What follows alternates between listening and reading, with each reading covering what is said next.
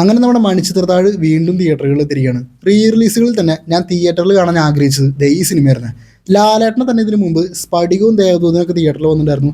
അതൊക്കെ ഞാൻ തിയേറ്ററിൽ പോയി കാണുകയും ചെയ്തു. പക്ഷെ അതൊന്നും നമ്മളങ്ങനെ കാണാൻ ആഗ്രഹിച്ച പടമായിരുന്നില്ല. പിന്നെ റീ റിലീസായി വന്നപ്പോൾ ഒന്ന് പോയി കണ്ടു എന്ന് മാത്രം. പക്ഷെ ഇതങ്ങനെ ആയിരുന്നില്ല. മണിച്ചിത്രത്താഴ് തിയേറ്ററിൽ നല്ലൊരു ഓളത്തിലിരുന്ന് കാണാൻ എനിക്ക് നല്ല ആഗ്രഹം ഉണ്ടായിരുന്നു. അതിൽ തന്നെ നമ്മുടെ തൃശ്ശൂർ രാഗത്തിൽ ഇറങ്ങണമെന്നായിരുന്നു എൻ്റെ ആഗ്രഹം. ഞാൻ ആഗ്രഹിച്ച പോലെ തന്നെ തൃശ്ശൂർ രാഗത്തിൽ തന്നെ പടം കിട്ടി. രാവിലെ 9:30 ഷോയ്ക്കാണ് കയറിയത്. ഹൗസ്ഫുൾ ഷോ ആയിരുന്നു. ഗംഭീര അനുഭവം, അതെടുത്തു പറയാതിരിക്കാൻ പറ്റില്ല. നല്ല ഗംഭീര അനുഭവമായിരുന്നു ഈ സിനിമ തിയേറ്ററിൽ കണ്ടപ്പോൾ കിട്ടിയത്.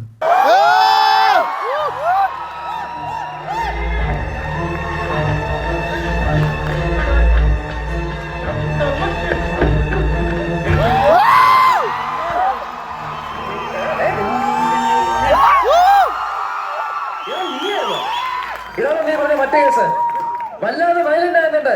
എന്തിനാ ഇങ്ങനെ അഴിച്ചുവിട്ടിരിക്കുന്നത്? കൂട്ടുകെട്ടുന്നോ?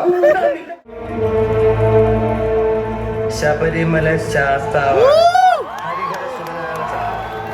ഇത് ചെയ്തവനെ ഞാൻ പൂട്ടും. മണിച്ചിത്രം പൂട്ടിട്ട് ഞാൻ